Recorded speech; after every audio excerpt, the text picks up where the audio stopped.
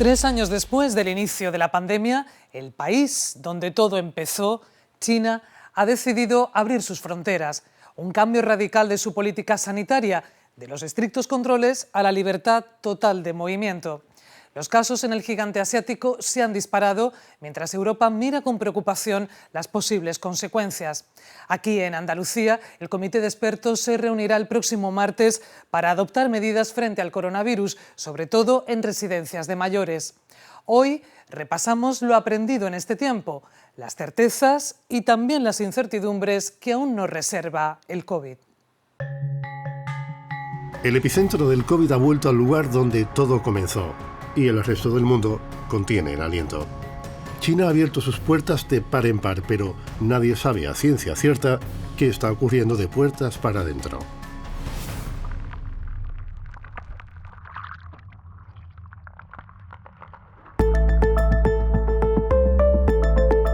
Hace apenas mes y medio, el país más poblado del mundo, cerrado sobre sí mismo desde hacía 3 años, dejó de ser un inmenso compartimento estanco de la noche a la mañana. La política de COVID-0 impuesta por el gobierno chino fue tan severa que acababa agotando la paciencia de la población. La cólera ciudadana empujó al gobierno chino a poner fin al encierro, pero hubo otro motivo de peso que precipitó el cambio de rumbo, nos dice la doctora Qian Wan, de nacionalidad china y con consulta propia en Sevilla. El duro confinamiento estaba conduciendo a la economía de su país al borde del abismo.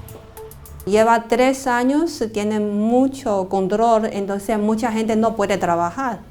Y muchas fábricas están cerradas por falta de trabajadores o por control, la gente no puede salir de la casa.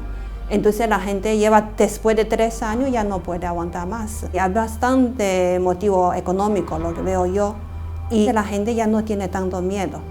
No hay miedo, pero tampoco defensas contra el virus. El largo y estricto confinamiento ralentizó su expansión, es cierto, pero ahora que la población se mueve sin límites, lo hace también sin escudo inmunológico, lo que sin duda multiplicará los contagios. La gente de China tiene mucho menos defensa, no como aquí en Europa, que tenemos bastante mejor vacuna y tenemos mejor defensa. Y según los expertos de China, dice que 80% de habitantes va a contagiar COVID. La buena noticia es que ninguna de las variantes de ese virus es desconocida en Occidente. Lo que circula es lo mismo que ya tenemos en Europa. De hecho, OMS la semana pasada estableció que el 97,5% de las cepas circulantes en China son las ya conocidas en nuestra comunidad. Siendo así, si el virus escapara de China no supondría una amenaza potencial, ni siquiera un desafío sanitario, ya que la población europea ha alcanzado en este tiempo un elevadísimo grado de inmunidad. Exactamente lo contrario de lo que ocurre en el país asiático. China es quien más va a sufrir esta situación por esa digamos, situación, valga la redundancia, de personas con menos inmunidad y por lo tanto va a haber riesgo, y lo está viendo, de un número alto de casos y de fallecimientos, ¿no? Pero, ¿cuál es la magnitud de la crisis sanitaria a la que China se enfrenta? La revista británica The Economist, que cuenta con su propio modelo de predicción COVID, afirma que más de 1 millón de ciudadanos chinos podrían morir en los próximos 100 días como consecuencia de la baja tasa de vacunación, la menor eficacia de su vacuna, la falta de camas hospitalarias o la precaria distribución de medicamentos, carencias especialmente graves en las áreas rurales del país. Entonces la gente tiene miedo de que no encuentra medicamentos en el momento cuando coge COVID, entonces está comprando todos los fármacos de farmacia y hay cosas, por ejemplo, paracetamol se queda agotado. También la vacuna es diferente que Europa, tiene 70% de efecto y en cambio aquí de Europa tiene 90%. Y encima no vacuna a todo el mundo, una parte de China está vacunado, pero hay bastante gente de rural sobre todo no está vacunado. La percepción de Pedro Morilla es menos alarmante. Este entrenador de fútbol sevillano fue cronista involuntario hace 3 años del inicio de la pandemia en Wuhan, ciudad donde entrena al equipo local, que acaba de convertir, por cierto, en campeón de la Superliga china. Morilla, que nunca se ha contagiado, cree que el giro en la política sanitaria ha traído consigo más contagios, pero asegura que ya no son tan graves. Nosotros lo hemos vivido en la Superliga China, muchos jugadores lo han pasado, pero no han sido casos, han sido casos de una gripe de un día, 2 días, 3 días, 4 días, 5 días muy tardar, según la persona. Pero sí es verdad que ha tocado a la Superliga China desde el día ese que cambian, de la noche a la mañana, cambia un poco la política de control. Personalmente creo que buscando un poco lo que llaman, ¿no?, la inmunidad de rebaño, ¿no? Veremos si surte efecto. Lo que está claro es que la suspensión total del confinamiento tiene consecuencias en el transporte internacional y el mercado turístico.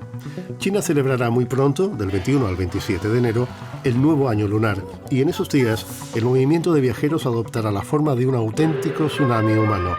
Solo dentro del país esperan, en esa semana, 2.100 millones de desplazamientos, y la demanda para viajar al extranjero se ha disparado.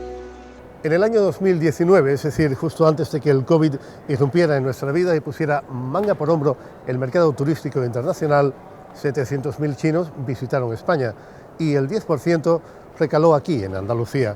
No es una cifra mayúscula, pero es una cifra interesante, porque el turista chino gasta mucho más que cualquier otro. Pertenece a la clase media alta, le gustan los artículos de lujo, los hoteles de alto standing y un buen restaurante. En definitiva, una formidable fuente de ingresos. Y aquí radica el dilema al que toda Europa se enfrenta: cómo captar esa mayor afluencia, minimizando riesgos. La Unión Europea no le cierra la puerta a China, pero recomienda dejarla apenas entreabierta. Es decir, se permitirá la entrada de viajeros chinos, pero bajo ciertas condiciones sanitarias. La primera, y más importante, la obligatoriedad de presentar en el aeropuerto de destino una prueba COVID negativa que el turista se deberá realizar no más de 48 horas antes de tomar su vuelo. España ha sido uno de los primeros países en poner en marcha esta iniciativa. Estamos haciendo controles a los pasajeros procedentes de China y por tanto están funcionando. Lo que hay que seguir es implementando estos controles, que ya por cierto España lo ha hecho de manera anticipada. Tenías que hacer un test negativo en 48 horas en un hospital de categoría 3, creo que se llama, que lo reconocieran aquí. O sea, no podías hacer uno normal de la calle, tienes que hacer uno en un hospital con sello, ya está. Y o estar vacunado con una vacuna de Europa, porque no reconocen en la vacuna china. Ya está. Con eso no vamos a evitar que el virus circule, porque yo creo que ya está circulando, pero sí podemos mitigar de alguna manera la difusión. Y eso, sobre todo, nos permite anticipar si hay que pensar en medidas adicionales o si hay que hacer investigaciones nuevas para otro tipo de vacunas. En el fondo, el principal objetivo de este tipo de medidas es detectar nuevas variantes del COVID que se pudieran estar desplegando en China y que esas variantes tuvieran una carga infecciosa mayor de la esperada. Lo que preocupa es la existencia de un virus mutante que fuera capaz incluso de eludir el alto grado de inmunidad que hemos alcanzado en Occidente.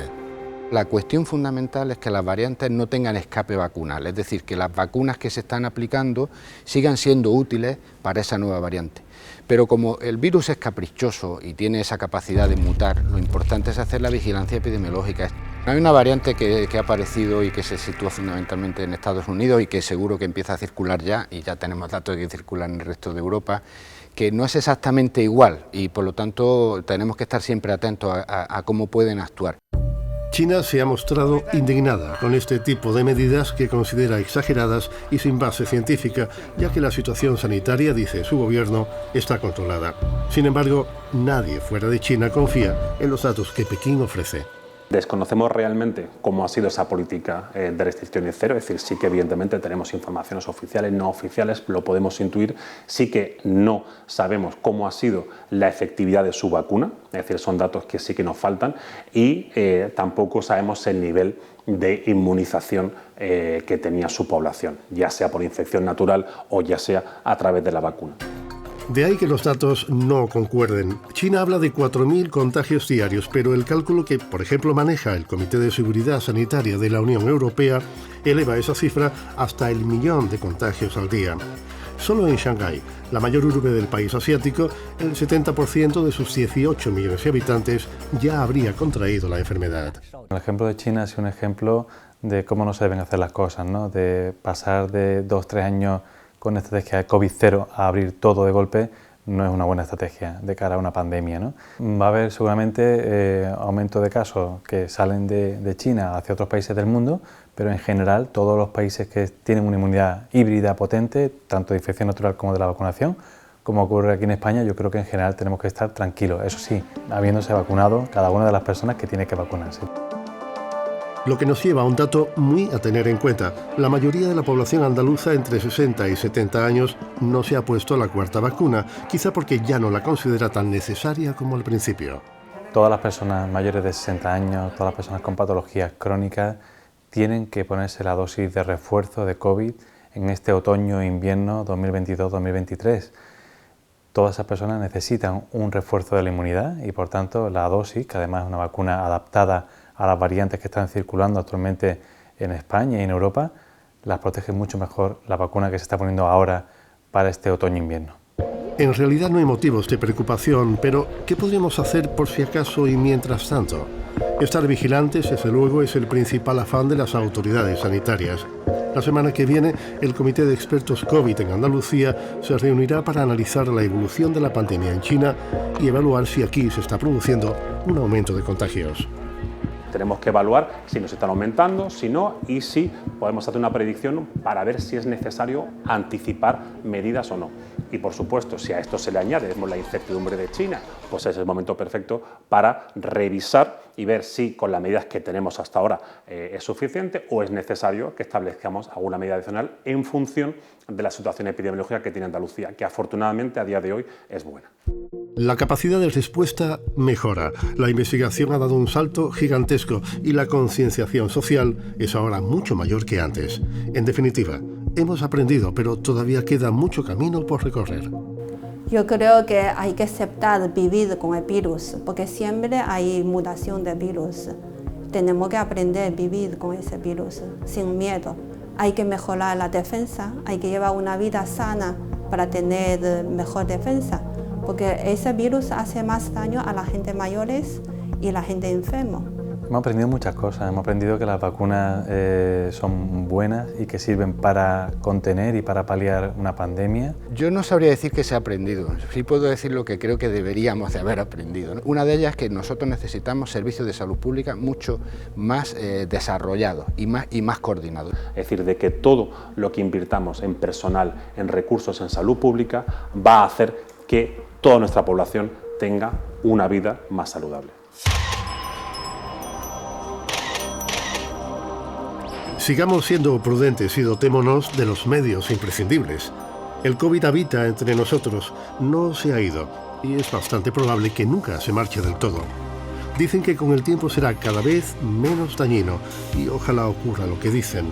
Lo importante es tener claro que acostumbrarse a convivir con el virus no significa que le quitemos importancia ni que dejemos de estar atentos.